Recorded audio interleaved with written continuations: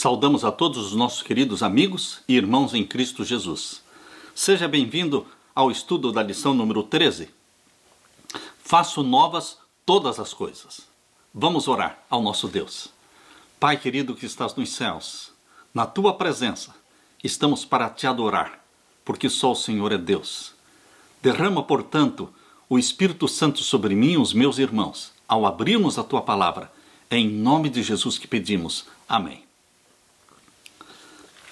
O verso áureo diz: E aquele que está sentado no trono disse: Eis que faço novas todas as coisas. E acrescentou: Escreve, porque estas palavras são fiéis e verdadeiras.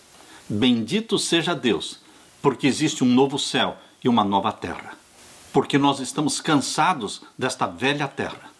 Queridos, nós estamos cansados da história do pecado. Chegou o momento de Jesus Cristo descer do céu. Chegou o momento do pai falar para o filho: Filho, chegou a hora. Desce para buscar aqueles que são meus. Todos aqueles que foram comprados pelo sangue de Jesus Cristo serão colhidos da terra, serão arrebatados para o céu. E Deus preparou para você, meu querido irmão, algo que olho algum jamais viu, ouvido algum jamais ouviu, nem mesmo subiu ao pensamento de alguém. São as coisas maravilhosas que Deus está preparando para você e para mim. Um novo céu e uma nova terra. Na parte de domingo, a ceia das bodas do Cordeiro. Abra sua Bíblia em Apocalipse capítulo 19. Vamos ler a partir do verso 6 até o verso 9. Apocalipse 19, verso 6 até o verso 9. E ouvi como que a voz de uma grande multidão, e como que a voz de muitas águas, e como que a voz de grandes trovões, que dizia: Aleluia, pois já o Senhor Deus Todo-Poderoso reina. Queridos, a visão que Deus deu para João é que, depois de Babilônia ser julgada, depois de Babilônia ser destruída, Deus mostra o povo no céu, os seus remidos no céu, louvando a Deus com toda a força da sua voz. Aqui diz voz de grandes trovões, dizendo aleluia, bendito seja Deus, louvado seja Deus, porque agora Ele reina. Verso 7, regozijemo-nos e alegremo-nos e demos-lhe glória. Por que regozijo? Porque Babilônia caiu e o povo de Deus está salvo. Porque vindas são as bodas do Cordeiro, e já sua esposa se aprontou. A esposa de Jesus é você, sou eu, são todos os que foram comprados pelo sangue de Jesus, são a esposa. Representados, nós estamos ali na parábola das 10 virgens, 5 virgens prudentes. Elas estavam ali como fiéis representantes da igreja de nosso Senhor Jesus. Queridos, Jesus Cristo se casou conosco. Nós somos a igreja, nós somos a esposa de nosso Senhor Jesus Cristo, e Ele vem nos buscar. Por isso diz aqui, vindas são as bodas do Cordeiro. As bodas do Cordeiro é a festa do casamento de Jesus Cristo com a sua igreja. Já a sua esposa se aprontou. E aqui diz o verso 8, e foi-lhe dado que se vestisse de linho fino, puro e resplandecente, porque o linho fino são as justiças dos santos. A igreja de Jesus, nós comprados pelo sangue de Jesus, nós estamos vestidos não com folhas de figueira. Nós não estamos vestidos com trapos, não. Nós estamos vestidos com a vestimenta branca. Aquela vestimenta branca oferecida por Jesus para os cristãos de Laodiceia. Abra sua Bíblia em Apocalipse capítulo 3. Aqui mostra que Jesus Cristo oferece para a sua igreja, no período de Laodiceia, vestidos brancos. Capítulo 3 de Apocalipse, e o verso 18. Aconselho-te que de mim compres ouro provado no fogo, para que tenha riquezas, vestidos brancos para que te vistas e não apareça a vergonha da tua nudez, e que unjas os teus olhos com o colírio para que vejas. Jesus quer dar para você estas mercadorias celestiais, o ouro provado no fogo, que é o amor verdadeiro que opera pelas obras.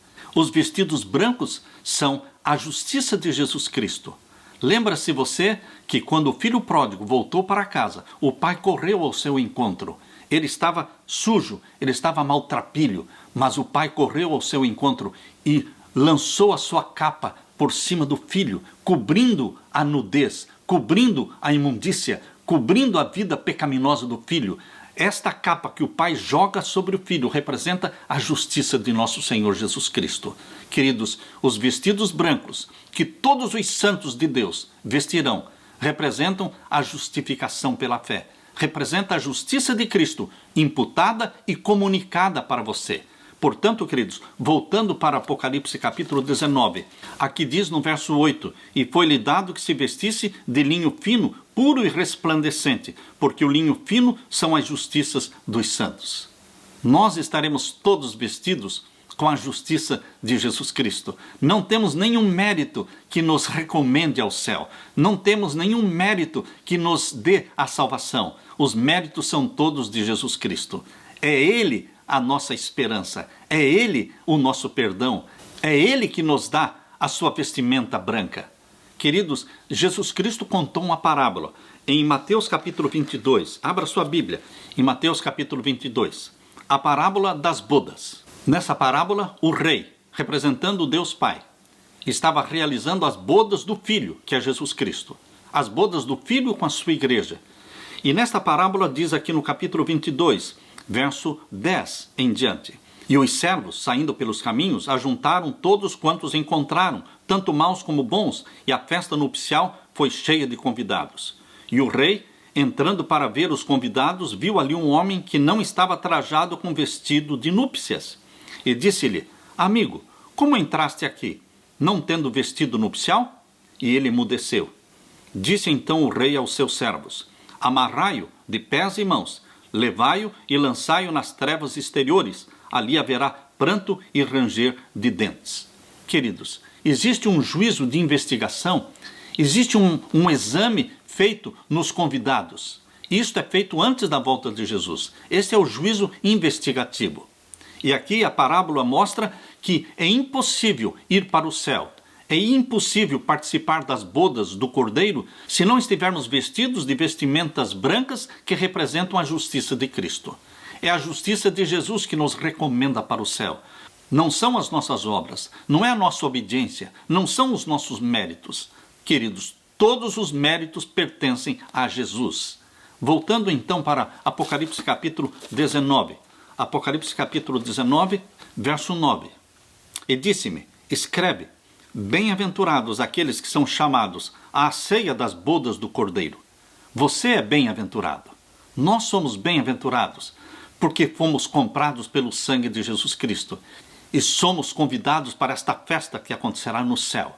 Sim, queridos, convidados à ceia das bodas do Cordeiro. E disse-me, estas são as verdadeiras palavras de Deus. Você pode confiar nestas palavras, porque é Deus que falou e Ele é fiel em cumprir. Na parte de segunda-feira, o Armagedon chega ao fim. Bendito seja Deus, porque o mal tem um fim. Existe um resgate. Um resgate que ocorrerá quando Deus arrebatar a sua igreja. Abra sua Bíblia em Apocalipse 19, versos 11 até o verso 16. E vi o céu aberto, e eis um cavalo branco, e o que estava sentado sobre ele chama-se Fiel e Verdadeiro, e julga e peleja com justiça. Cavalo branco representa o povo de Deus, cujo líder é Jesus Cristo. Ele é o cavaleiro, ele chama-se Fiel e Verdadeiro. Você pode confiar nele. É ele quem julga com justiça, porque no tribunal celestial, lá no santuário do céu, é Jesus Cristo quem julga. O Pai a ninguém julga. João capítulo 5, verso 22 diz, porque o Pai a ninguém julga, mas deu ao Filho todo o juízo. E no capítulo 5, verso 27 de João diz, e deu ao Filho o poder de julgar, porque ele é o Filho do homem. Queridos, portanto aqui diz que é Jesus Cristo quem julga, quem peleja com justiça. E o verso 12, e os seus olhos eram como chama de fogo, e sobre a sua cabeça havia muitos diademas, e tinha um nome escrito que ninguém sabia senão ele mesmo. E estava vestido de uma veste salpicada de sangue, e o nome pelo qual se chama é a Palavra de Deus. Ele é o Logos, ele é a Palavra de Deus, ele é o Verbo. Tudo foi feito por ele e para ele. nada do que foi feito sem ele se fez. É isso que está escrito lá em João capítulo 1, verso 1 até o verso 3, queridos. Ele é a palavra de Deus.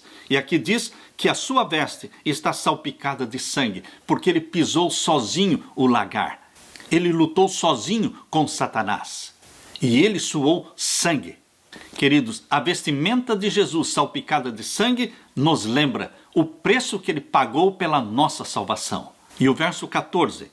E seguiam-no os exércitos no céu, em cavalos brancos e vestidos de linho fino, branco e puro. Este exército que acompanha Jesus Cristo, montado em cavalos brancos. Eles estão vestidos de vestimentas de linho fino, branco e puro. Isso é explicado aqui no capítulo 19 e no verso 8, falando dos santos do Altíssimo. É o povo de Deus. Queridos, existe uma multidão de salvos no céu. Já estão no céu. Quando foram para o céu? Queridos, lá em Mateus capítulo 27, versos 51 a 53, diz que quando Jesus Cristo ressuscitou, não ressuscitou sozinho, mas muitos corpos foram ressuscitados com ele, corpos glorificados, santos que foram ressuscitados com Jesus Cristo e ascenderam ao céu com Jesus como primícias dos que dormem, como primícias dos mortos. Queridos, as primícias dos justos mortos já estão no céu. É uma multidão que nós não sabemos os nomes, não sabemos exatamente quantos, mas são muitos que ressuscitaram com Jesus Cristo. E eles voltarão com Jesus Cristo. Por isso mostra aqui um exército acompanhando Jesus sentado em cavalos brancos. Não são os anjos. Os anjos acompanham Jesus Cristo, todos os anjos virão com Jesus Cristo. A Bíblia diz que a volta de Jesus será com todos os anjos. Mas bem próximos a Jesus, sentados em cavalos brancos, vestidos com a vestimenta de linho fino, puro e resplandecente, estão aqueles que foram as primícias dos mortos, que já estão no céu e que retornam com Jesus Cristo para buscar o quê? A seara dos salvos vivos e a seara dos salvos ressuscitados. Queridos, que grande alegria será esta! E aqui o verso 15 diz: E da sua boca saía uma aguda espada para ferir com ela as nações, e ele, Jesus Cristo, as regerá com vara de ferro, e ele mesmo é o que pisa o lagar do vinho do furor e da ira do Deus Todo-Poderoso. Jesus Cristo volta para destruir os ímpios e para arrebatar a sua igreja. Verso 16: E no vestido e na sua coxa tem escrito este nome: Rei dos Reis e Senhor dos Senhores. Jesus Cristo é o poderoso, é o vencedor. E o verso 17: E viu um anjo que estava no sol e clamou com grande voz, dizendo a todas as aves que voavam pelo meio do céu: Vinde e ajuntai-vos à ceia do grande Deus. Existe a ceia das bodas do Cordeiro, onde você é convidado e você vai comer na ceia com Jesus Cristo. Mas existe aqui no capítulo 19, verso 17, outra ceia, chamada a ceia do grande Deus, onde as aves vão comer a carne dos reis. Essa é a ceia que nós não vamos fazer parte, porque o verso 18 diz: para que comais a carne dos reis, e a carne dos tribunos, e a carne dos fortes, e a carne dos cavalos, e dos que sobre eles se assentam, e a carne de todos os homens livres e servos, pequenos e grandes. E vi a besta e os reis da terra, e os seus exércitos reunidos para fazerem guerra àquele que estava sentado sobre o cavalo, e ao seu exército. E a besta foi presa, e com ela o falso profeta. A besta aqui é uma referência ao papado.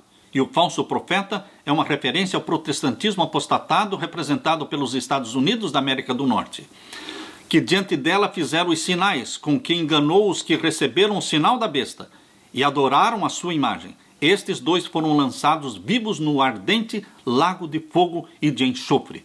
Queridos, a Bíblia mostra um lago de fogo e enxofre no começo dos 1000 anos e a Bíblia mostra outro lago de fogo e enxofre no final dos 1000 anos. E o verso 21, e os demais foram mortos, com a espada que saía da boca do que estava sentado sobre o cavalo, e todas as aves se fartaram das suas carnes.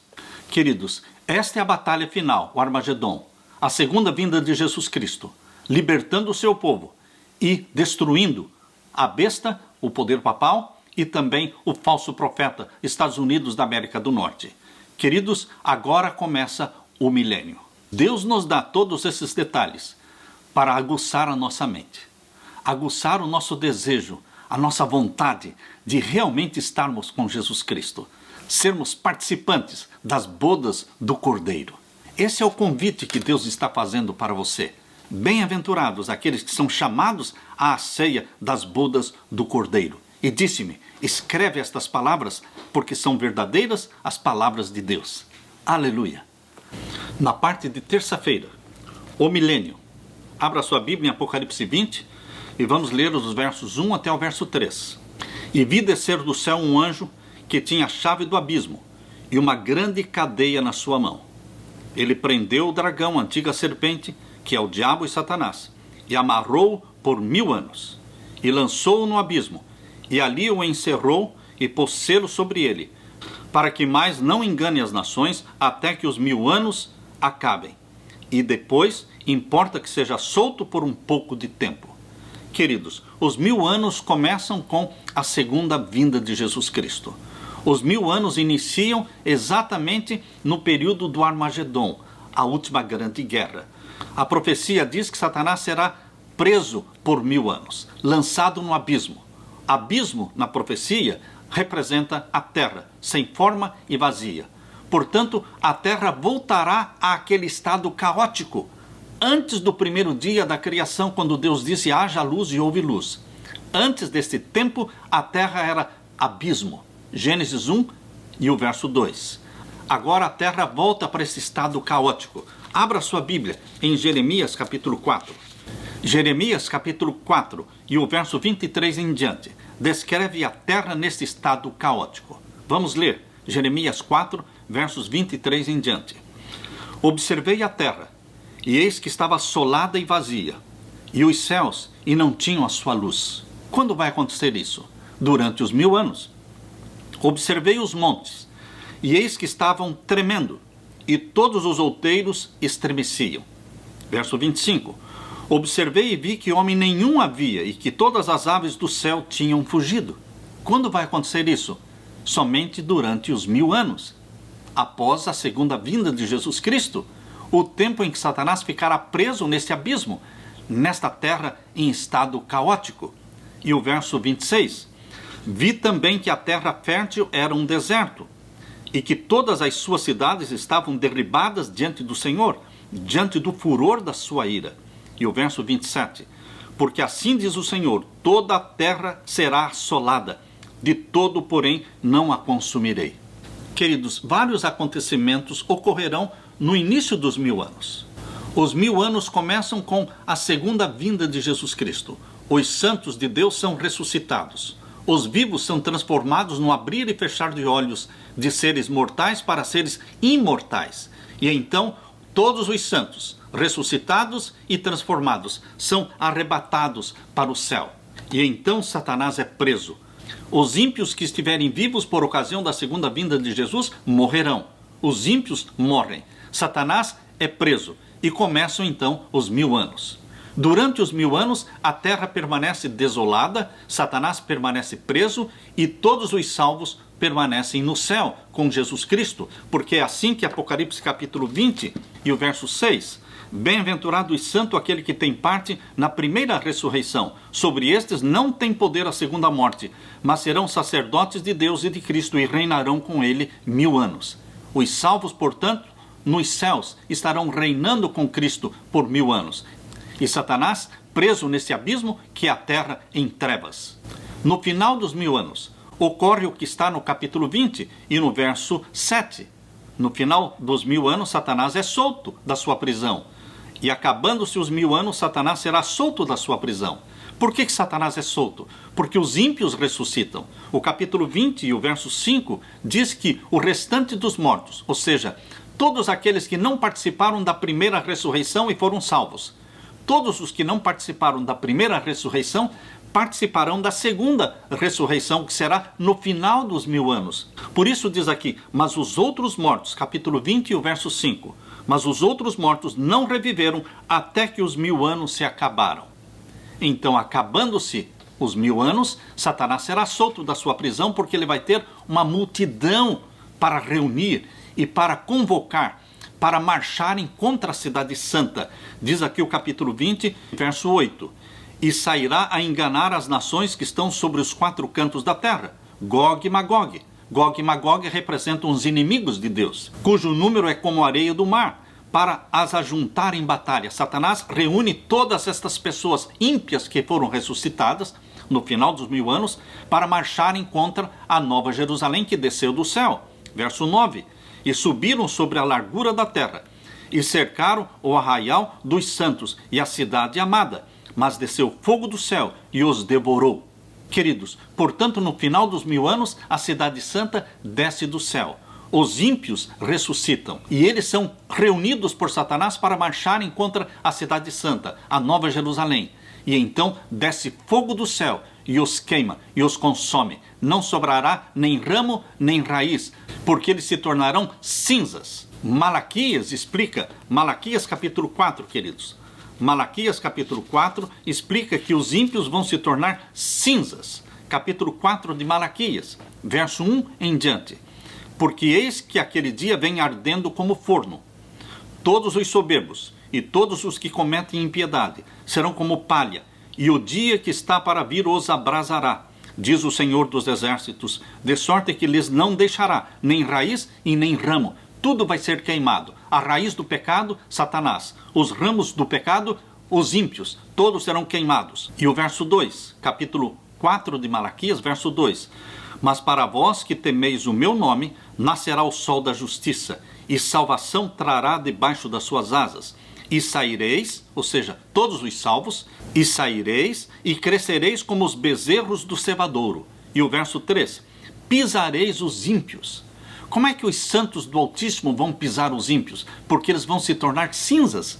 Aqui diz no verso 3, pisareis os ímpios porque se farão cinza debaixo das plantas de vossos pés, naquele dia que farei, diz o Senhor dos Exércitos. Portanto, queridos, no final dos 1000 anos, tem todos estes acontecimentos. A nova Jerusalém desce do céu, os ímpios ressuscitam e são convocados por Satanás para marcharem contra a cidade santa, mas descerá fogo do céu e os queimará. O mesmo fogo que destrói Satanás e os ímpios, ele também purifica a terra. E vai surgir então uma nova terra, um novo céu. Na parte de quarta-feira, um novo céu e uma nova terra. Abra sua Bíblia em Apocalipse capítulo 21. Apocalipse capítulo 21, vamos ler a partir do verso 1. Apocalipse capítulo 21, a partir do verso 1. Aqui nós lemos: E vi um novo céu e uma nova terra, porque já o primeiro céu e a primeira terra passaram, e o mar já não existe.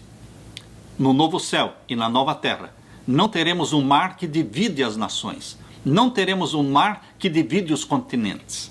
Como será? Será como foi no Jardim do Éden. Existia um continente, uma porção seca, cercada pelas águas. Queridos, no novo céu e na nova terra, não teremos este mar que surgiu com o dilúvio. Foi o dilúvio que dividiu os continentes. Portanto, quando João viu o novo céu e uma nova terra, ele disse: já o primeiro céu e a primeira terra passaram e o mar já não existe. E o verso 2: E eu, João, vi a santa cidade, a nova Jerusalém, que de Deus descia do céu, adereçada como uma esposa ataviada para o seu marido. A nova Jerusalém é tão linda, é tão maravilhosa, que é comparada a uma noiva que se prepara para o dia do casamento para ser recebida pelo esposo. Queridos, Jesus Cristo explica aqui em Apocalipse 21, verso 3, que esta nova Jerusalém é a casa do Deus vivo. Leia comigo o verso 3. É muito esclarecedor esse verso 3. E ouvi uma grande voz do céu que dizia: Eis aqui o tabernáculo de Deus com os homens, pois com eles habitará, e eles serão o seu povo, e o mesmo Deus estará com eles, e será o seu Deus. A nova Jerusalém, Jesus está dizendo, é o tabernáculo de Deus com os homens. É o santuário de Deus com os homens. É a casa de Deus. O tabernáculo, ou o santuário, era o lugar onde Deus habitava com o seu povo no Antigo Testamento. A nova Jerusalém é o lugar onde Deus habitará com o seu povo no novo céu e na nova terra. Na nova Jerusalém estará o trono de Deus, e aqui ele habitará conosco. E aqui diz o verso 4: e Deus limpará dos seus olhos toda lágrima, e não haverá mais morte, nem pranto, nem clamor, nem dor, porque já as primeiras coisas são passadas. Observe, queridos, que este capítulo 21, verso 4, fala que Deus enxugará dos nossos olhos toda lágrima depois que os 1000 anos acabarem, depois que os ímpios forem queimados. Então não haverá mais morte, nem pranto, nem clamor e nem dor, porque as primeiras coisas passaram. E o verso 5: e o que estava sentado sobre o trono disse: eis que faço novas todas as coisas. E disse-me: escreve, porque estas palavras são verdadeiras e fiéis. Você pode confiar nas palavras que saíram da boca de Deus. Ele é fiel em cumprir. Ele está preparando esta nova Jerusalém para ser a casa dele conosco, ele vivendo conosco no novo céu e na nova terra.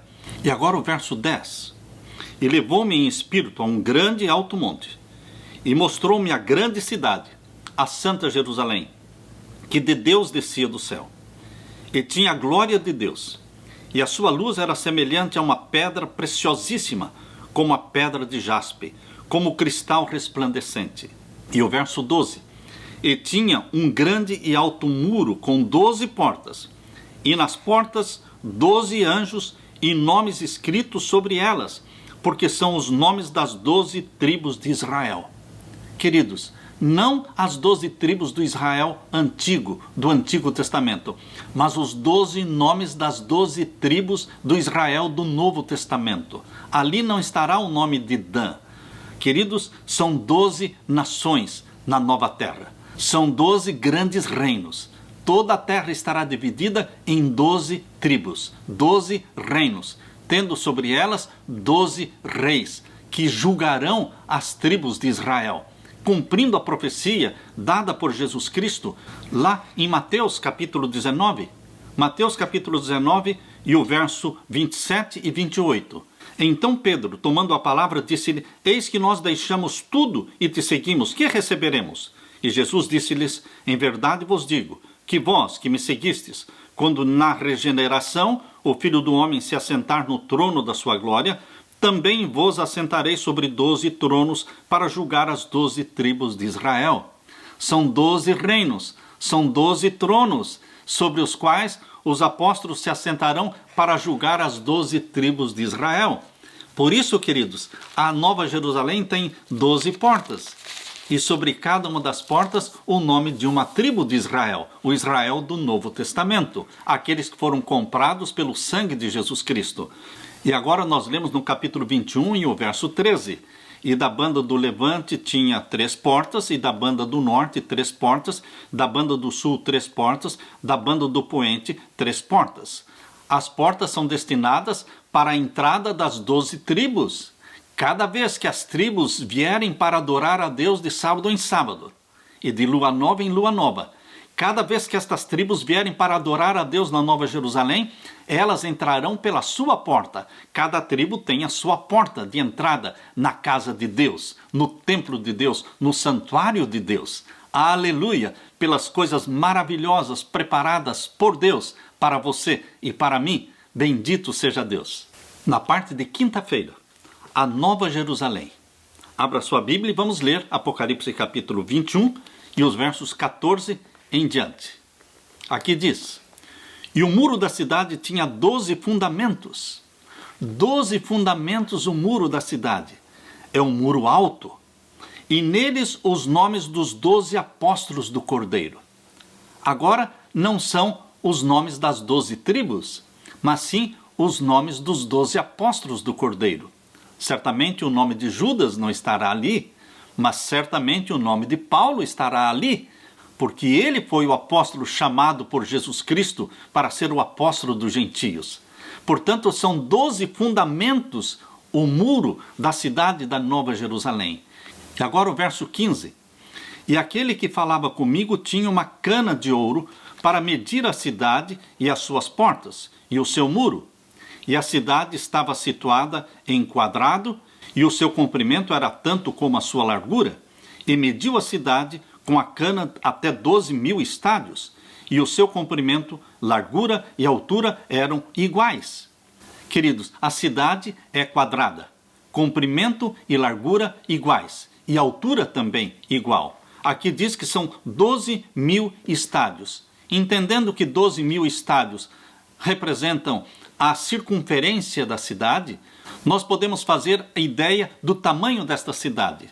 Cada lado da cidade mede cerca de 550 quilômetros. Cada lado da cidade, porque um estádio equivale a 185 metros. 12.000 estádios equivalem a 2.220 quilômetros. Portanto, cada lado da cidade tem cerca de 550 quilômetros. É uma cidade muito grande, queridos. Como nunca, jamais existiu na Terra uma tão grande cidade, porque é o tabernáculo de Deus com os homens. É o santuário de Deus na nova terra. É ali que nós vamos adorar a Deus de sábado em sábado e de lua nova em lua nova. E aqui diz o verso 17, e mediu o seu muro de 144 côvados. O muro da cidade, que tem 12 fundamentos, ele mede cerca de 64 metros de altura. E aqui diz o verso 18, e a fábrica do seu muro era de jaspe, e a cidade de ouro puro, semelhante a vidro puro. Verso 19, e os fundamentos do muro e da cidade estavam adornados de toda pedra preciosa. E o verso 21 é muito esclarecedor. E as 12 portas eram 12 pérolas. Queridos, cada uma das portas era uma pérola.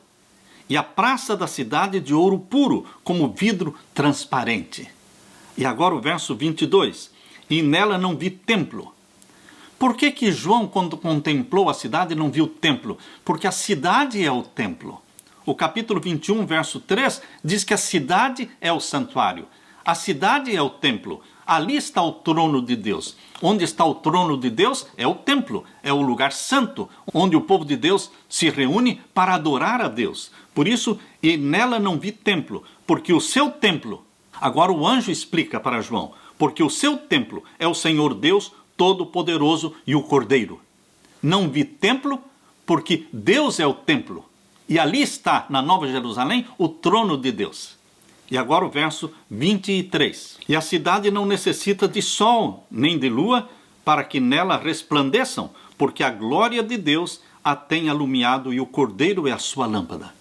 Queridos, a cidade, Nova Jerusalém, não precisa da luz do sol, porque o Criador do sol habita ali. Ele é o Criador do sol. A glória de Deus é muito maior do que a glória do sol. Por isso não precisa da luz do sol nem da lua, porque a glória de Deus a tem alumiado. E o verso 24. E as nações andarão à sua luz. Quer dizer que a nova terra, ela estará dividida entre nações. Quantas? 12 nações, porque são 12 portas, com os nomes das 12 tribos de Israel. Portanto, as nações andarão à sua luz, e os reis da terra trarão para ela a sua glória e honra. Os reis da terra. Quantos reis? Jesus Cristo já falou. Em Mateus, capítulo 19, verso 28, são 12 tronos, onde os 12 apóstolos vão se assentar para julgar as 12 tribos de Israel. Então, são 12 reis. Queridos, a Bíblia nos dá estes detalhes para aguçar em mim a vontade, o desejo, o sonho de estarmos ali, de vivermos ali, de adorarmos a Deus na Nova Jerusalém. E as nações andarão à sua luz, e os reis da terra trarão para ela a sua honra e glória. Verso 25. E as suas portas não se fecharão de dia, porque ali não haverá noite. Na terra toda haverá dia e noite, como existia no Jardim do Éden. Mas na Nova Jerusalém, na casa do Deus vivo, onde está o trono de Deus, não haverá noite. Por quê? Onde Deus está, não há trevas, não há noite. Por isso as portas vão ficar sempre abertas. E as suas portas não se fecharão de dia, porque ali não haverá noite. E a ela trarão a glória e honra das nações. E o verso 27, queridos. E não entrará nela coisa alguma que contamine, e cometa abominação e mentira, mas só os que estão inscritos no livro da vida do Cordeiro. Você está inscrito no livro da vida do Cordeiro? Com certeza. O meu nome está ali, porque eu abracei Jesus como meu Salvador. Por isso nós poderemos estar na Nova Jerusalém. adorando a Deus, de sábado em sábado, de lua nova em lua nova, por toda a eternidade.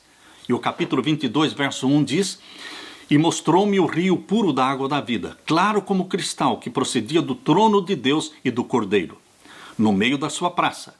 E de uma e da outra banda do rio estava a árvore da vida, que produz 12 frutos, dando seu fruto de mês em mês, e as folhas da árvore são para a saúde das nações. A árvore da vida, nós vamos comer dela eternamente. Por quê? Para mostrar que a nossa eternidade, que a nossa vida eterna depende de Deus. Só Deus tem vida em si mesmo. Só Deus é o eterno. Mas, queridos, todos nós, os salvos, todos nós, os remidos, vamos demonstrar que nós devemos a Deus a vida eterna que estamos desfrutando, comendo do fruto da árvore da vida de mês em mês. Por isso, lá em Isaías capítulo 66, verso 22 e 23, diz que nós vamos ter uma reunião mensal de lua nova em lua nova para comermos do fruto da árvore da vida. E lá também, Isaías 66, versos 22 e 23, diz que vamos ter uma reunião de sábado em sábado para adorarmos a Deus. O Deus que instituiu o 7º dia da semana lá no Jardim do Éden, em Gênesis capítulo 2, versos 1 até o verso 3. Ele instituiu o sábado bíblico, o 7º dia da semana. Jesus Cristo, quando veio à terra, guardou o sábado. Os apóstolos de Jesus guardaram o sábado. E no novo céu e na nova terra, nós vamos continuar adorando a Deus, de sábado em sábado. Isaías 66, versos 22 e 23. Queridos, e aqui diz o verso 3. E ali nunca mais haverá maldição contra alguém, e nela estará o trono de Deus e do Cordeiro, e os seus servos o servirão, e verão o seu rosto, e nas suas testas estará o seu nome. E agora leia comigo capítulo 22 e o verso 7. Eis que presto venho. Bem-aventurado aquele que guarda as palavras da profecia deste livro. Jesus vem logo. Bem-aventurado é você que guarda as palavras desta profecia, porque Jesus vai voltar e vai nos arrebatar e vai nos levar para o céu e vai criar um novo céu e uma nova terra para você e para mim. Pode confiar nestas palavras, porque aquele que falou é fiel e verdadeiro. Console-se com as palavras de Jesus Cristo. Eu virei outra vez e vos levarei para mim mesmo, para que onde eu estiver, vós também estejais. João capítulo 14, versos 1 até o verso 3. Regozije-se com esta bendita esperança da volta de Jesus Cristo. Esta é a minha oração, em nome de Jesus. Amém.